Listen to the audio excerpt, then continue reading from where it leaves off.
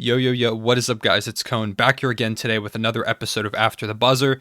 We have two sides of this game to talk about. There was only one game tonight, Game 5 of the Bucks and Nets series, a really pivotal game with the Nets needing to get this win with their team pretty injured. James Harden came back and played in this one, but he looked nowhere near the player we've seen in the past. He was very passive. He was pretty much only going for playmaking opportunities. His jump shot didn't look right. He was clearly not healthy. And so with him at like 50% maybe at best, and Kyrie Irving on the bench, it was up to Kevin Durant to make this win happen. And for the Bucks, this was their opportunity. There is no Kyrie Irving. James Harden, while he's playing, is clearly hurt, and they won it big in the first half of this game. However, in the second half of this game, something historic happened on both sides of the court. Kevin Durant had one of the best playoff performances of all time and made his statement for best player in the world, which it might be time to call him that on the Nets side. And on the Bucks side, the Bucks had one of the worst collapses I have ever seen from a team in a playoff game. This was one they had to win. They didn't. And we're going to talk a lot about that in the second half of this video, but I think it's only right to start this video by talking about the winning team and one of, if not the best player on the planet, Kevin Durant.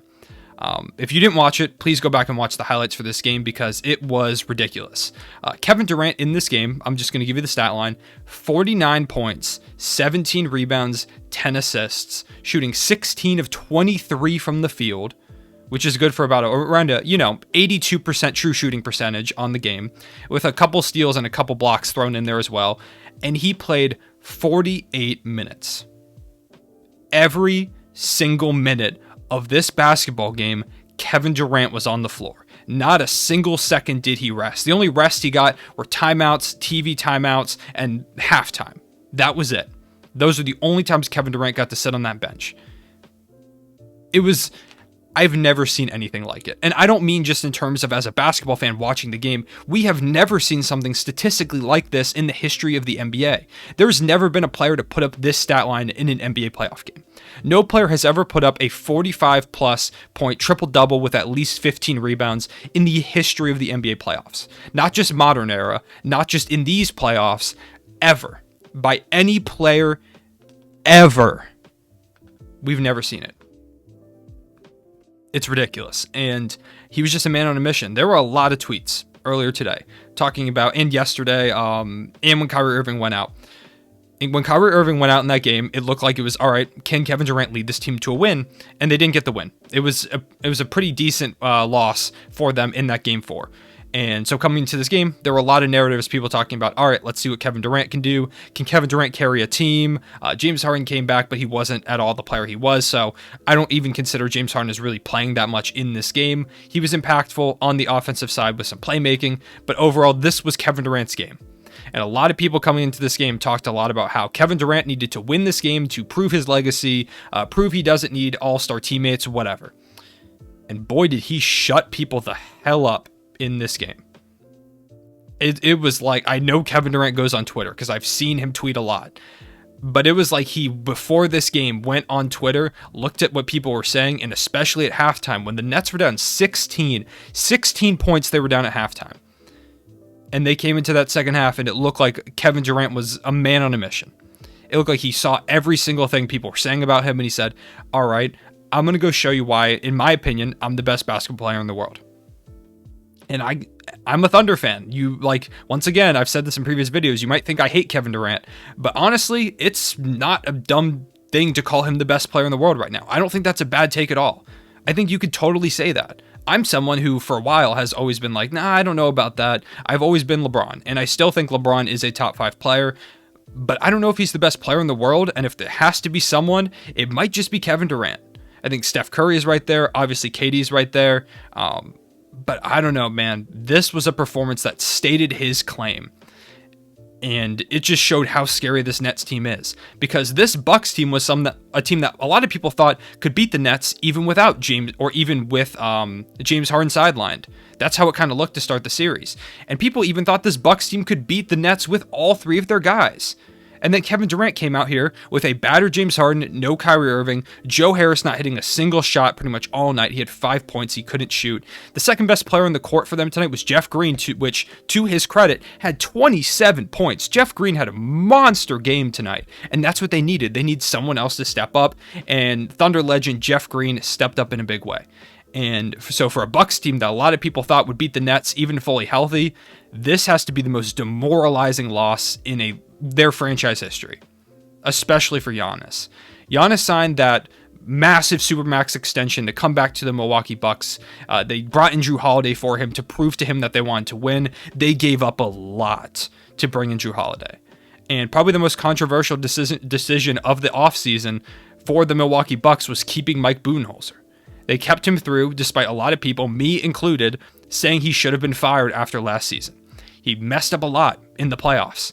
And coming into this year, he looked like he had some decent moments, but it was still always like, is Mike Budenholzer really the guy here? And I don't know, or I'm 100% sure probably. There's no way it's ever happened, that a coach has ever been fired mid-playoff series. I'm about 99% sure that's never happened. But if I'm the Bucks, I'm considering it. It was bad. It was awful.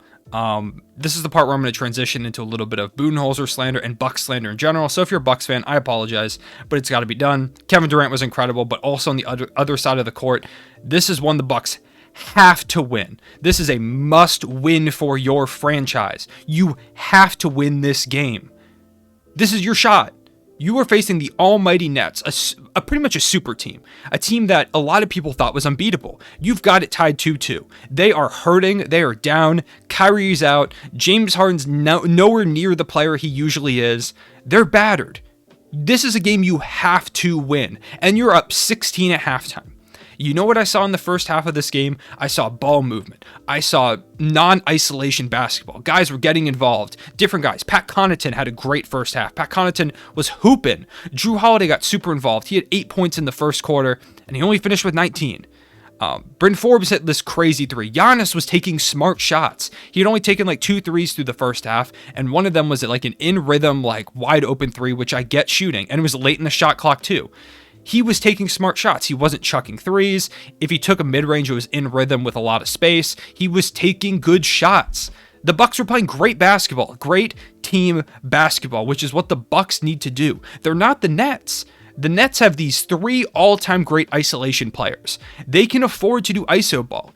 If you're the Milwaukee Bucks and you're facing Kevin Durant, who's on fire, you've got to get good looks. You're not going to beat Kevin Durant the way he was playing tonight with hero ball. And you know what the Bucks came out and did in that second half? Hero ball. There was one point where Giannis pulled up and took a 3 5 seconds into the shot clock with 5 minutes left in the game. And they're losing. It's not like he's just trying to take advantage of the defense sleeping or anything. He's just not that kind of shooter. You can't be taking those shots. And it's up to Mike Budenholzer to tell his guys, hey, focus up. Here are the plays we're going to run. Let's make it happen. It's not 100% on Mike Budenholzer, but I would say it's really on him. He's got to be better. He should be forced to take the bus back to Milwaukee after the way that he coached this game.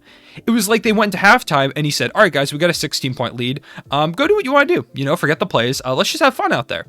In Game 5 of the NBA playoffs against the Brooklyn Nets, what are you doing? Why are you getting far away from the things that gave you the 16-point lead in the first place? Every single possession for the Bucks was an ISO of some kind. Jrue Holiday ISO, Giannis ISO, Chris Middleton ISO. And you know what they were not doing? Was attacking James Harden. James Harden played 46 minutes tonight, and he has a hurt hamstring. If you're going to ISO against any player, ISO against James Harden.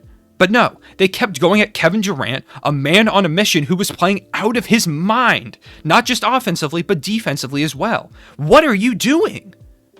I don't get it. It doesn't make any sense. And to add insult to injury, not just on the offensive side of the floor, but on defense, Giannis, your defensive player of the year. He was just named to first team all defense and is last year's defensive player of the year. He is standing in crunch time of an NBA playoff game. A game that is a pivotal game, not just for this year, not for this team, not for this whatever. Not for this era, but for your franchise. Because if you win this game, you've got a good shot of making it to the Eastern Conference Finals and potentially winning an NBA Finals. In a pivotal Game 5, Giannis is sitting in the corner guarding Landry Shamet. What are you doing? I don't think Giannis guarded I don't think Giannis guarded Kevin Durant for a single possession in that fourth quarter. Kevin Durant played all 48 minutes. Do you not think Giannis has the chance to maybe disrupt him a little bit? What the hell are you doing? I don't get it. I don't. And maybe someone can help me understand it. I know Kevin Durant's unstoppable, but with the length that Giannis has, maybe you just don't want Giannis to get fouls, but at that point in the game, you've got to try something. Because they just slowly started to give the lead away. It was going away more and more and more, and eventually the Nets took the lead. You've got to change something. You can't keep going back to the same stuff that's losing you the game. And no matter how bad this game got, no matter how far their lead dwindled, and even when the Nets took the lead, eventually late in the fourth quarter, they did the same things. ISO ball. Giannis not guarding Kevin Durant. Giannis not playing center, which has been great for them at times in this series. Brook Lopez still out there despite being a slow defender that can't help out a lot. Nothing. He tried nothing. He made no attempt to switch anything. It was awful. It was a historic level collapse. I know you can't fire a coach. I know it doesn't make sense to do so in the middle of a playoff series, but he should walk back to Milwaukee after what I just saw. It's not all on him. A lot of it's on the players too. Giannis taking some, like I mentioned, bad shots. Taking pull-up threes early in the shot clock. He had James Harden posted up towards the end of the game.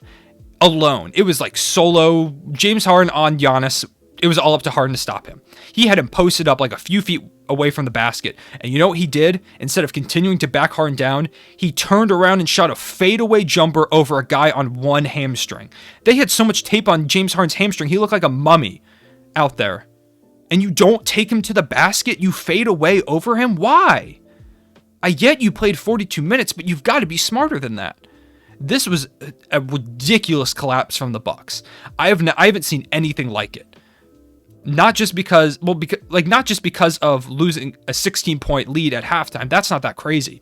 But because of how much you had this team on the ropes and how beat up these Nets are. This was your game to win. Mike Budenholzer was probably coaching for his job, and the Bucks were potentially playing for their life in the playoffs. Now they've got their backs against the wall. The series isn't over. The Bucks can still win, but losing this game is massive because now you give the Nets 2 chances.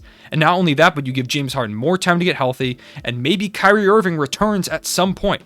You wanted to close this out in 6 games. That's what you've got to do if you're the Bucks. You can't give the Nets any sign of life because now you've shown Kevin Durant, who might just be the best player in the entire world, that you're willing to, you're just going to give up leads. You've shown him, and he smelled blood. And now I don't know if they win another game. I'm going to say that, and the Bucks are definitely going to come out and win Game 6, and it's definitely a heat of the moment thing. But Kevin Durant and the Nets have smelled blood. Mike Budenholzer should have been gone last season. He should definitely be gone this season, and it's just too late. This is one of those series where Giannis looks at it and goes, what are we doing? Why did I sign the Supermax?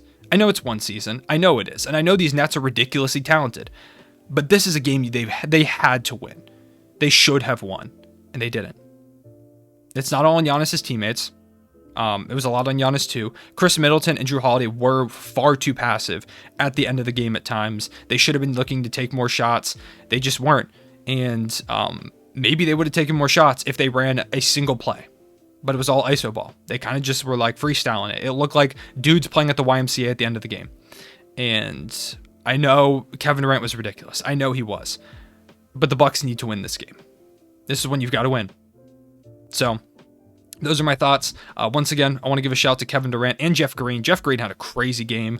Also, props to Harden once again for going out there and playing when he really did not have to. I don't think anyone would have blamed him if he didn't go out there and play. Even though he didn't have a great game at all by Harden standards, the fact that he went out there and played was massive for his team. And he did have some good possessions. He did have some great assists that got his teammates good buckets. And so he was a plus on the court tonight. Credit to him for playing through that, and credit to Kevin Durant for having one of the greatest playoff performances I've ever watched. One of the greatest ever, before I was even born, and for making his case for the best player in the entire NBA, in the entire world. That's what he did tonight. Some people are going to be mad about that. I'm not saying for 100% sure that he is, but if you argue it, I'm not going to argue back. As for the Bucks, Mike Budenholzer needs to do some soul searching because he might have been coaching for his job tonight. If I'm the Bucks and even if I win this series, I'm firing Mike Budenholzer. Unless we win the finals, Mike Budenholzer is gone this offseason. That's how badly he has coached this season, and especially in these playoffs. So, I know that was a long rant about the Bucks, but it was needed because I was so frustrated. And I saw so many Bucks fans. One of the biggest Bucks fans I know, at Snell Season on Twitter. If you don't follow him, go follow him. My guy Drake. A man was tweeting mad on the timeline, saying that if he saw one more isolation play, he was going to turn the TV off. And that's how I knew I wasn't alone in how mad and frustrated I was watching the Bucks. So it's good to get that reassurance. But those are my thoughts on the game. Let me know what you think about it. Who do you have winning this series? Was this Kevin Durant's best playoff performance ever? I'm inclined to say it was, just because of the fact that he played 48 minutes, the efficiency he had, and the circumstances surrounding his team being injured. Incredible. Just incredible stuff. And do you think Kevin Durant is the best player on the planet? If it's not him, who is it? And in terms of the Bucks, what do the Bucks need to do? Should Mike Budenholzer be fired? If you say no, I'm going to be really mad at you. And what do they do going forward? If you lose this series, like, obviously you've got to get rid of Mike Budenholzer, but what other trades do you make? What moves do you make? Because clearly this team's just not getting it done. So I appreciate you guys watching this video. I will see you guys later. Real One Say It Back.